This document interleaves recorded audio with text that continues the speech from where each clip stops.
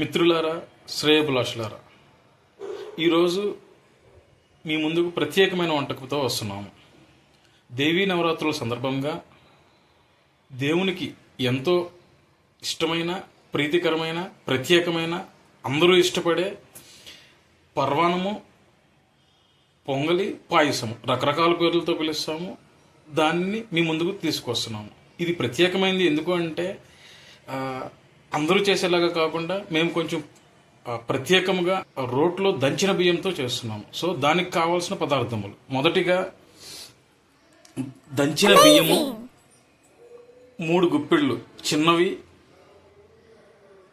అరగుప్పెడు కందిపప్పు, అరగుప్పెడు సగ్గిబియ్యం, అరగుప్పెడు పచ్చిశనగపప్పు, జీడిపప్పు, యాలకులు, 1 కప్పు తరిగిన బెల్లము, 1/2 లీటర్ పాలు, స్వచ్ఛమైన నెయ్యి. సో మొదటిగా పొయ్యి మీద ఇత్తడి గిన్నె పెట్టుకున్నాము. ఇత్తడి గిన్నెలో స్వచ్ఛమైన పాలు పోసాము. మేము ప్రత్యేకమైనది ఎందుకని చెప్తున్నామంటే, సో మేము కొంచెం కూడా వాటర్ యూజ్ చేయము. ఇందులో ఓన్లీ పాలతోనే తక్కువ క్వాంటిటీలో తయారు చేస్తున్నాము. పాలు పోసాక ఒక 5 to 8 మినిట్స్లో పొంగు వస్తుంది. పొంగు వచ్చినప్పుడు మనం మిగతా పదార్థములన్నీ అందులో వేసి చేస్తాము. నేను తర్వాత చూపిస్తాను మీకు అది. మేము తీసుకున్న బియ్యము, కందిపప్పు, సగ్గిబియ్యము, పచ్చిశనగపప్పు అన్ని పదార్థములు ఒక బౌల్లో తీసుకొని వాటిని శుభ్రంగా కడిగి నానబెడతాము.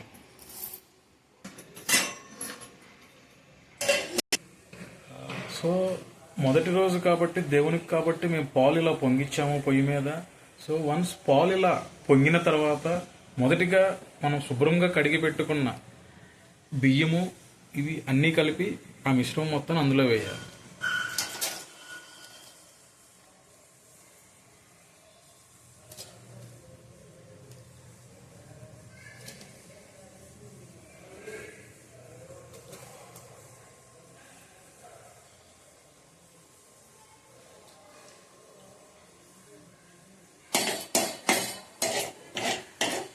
బియ్యం వేసిన తర్వాత ఒకసారి అవన్నీ కలిపి ఉంచాలి.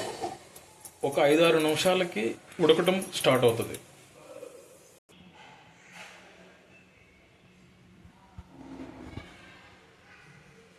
ఆ పొంగలి ఉడికే టైంలో పక్కన ఇంకో చిన్న గిన్నె తీసుకొని అందులో జీడిపప్పు వేయించుతున్నాము. మధ్య మధ్యలో అలా కలుపుకుంటూ ఉండాలి. జీడిపప్పు ఇలా బ్రౌన్ కలర్లోకి వచ్చే వరకు వేయించుకొని తీసి పక్కన ఉంచుకోవాలి.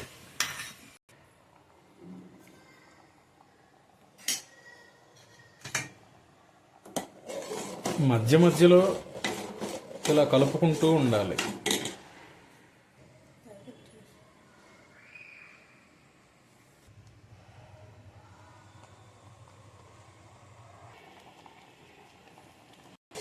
సో చివరికి బాగా ఉడుకుతున్నప్పుడు సగ్గుబియ్యం అడుగంటుకునే ఛాన్స్ ఉంటుంది. సగ్గుబియ్యం అడుగంటకుండా కలియ తిప్పుకుంటూ ఉండాలి.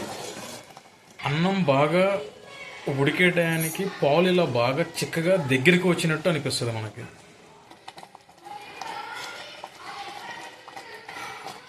ఇలా పాలన్నీ మరిగిపోయాక అన్నం ఉడికిపోతుంది. అన్నం ఉడికిన తర్వాత చివరిగా మనము తగినంత బెల్లం తీసుకొని అందులో వేయాలి. సో ఒకసారి బెల్లం వేసిన తర్వాత ఇంకా అన్నం ఉడకదు.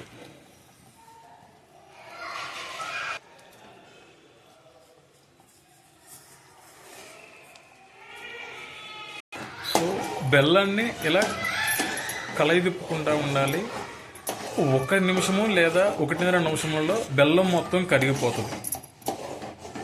సో తర్వాత తగినంత నెయ్యి వేసాము. రుచికరంగా బాగా రావడానికి ప్రధాన కారణము నెయ్యి, దంచిన బియ్యము, సో యాలకుల పొడి, ముందుగా వేయించి పెట్టుకున్న జీడిపప్పు. ఎంతో రుచికరమైన, ఎంతో ప్రీతికరమైన, ఎంతో ఇష్టమైన పొంగలి తయారైపోయింది. సో పొంగలి రెడీ. నైవేద్యానికి పొంగలి రెడీ.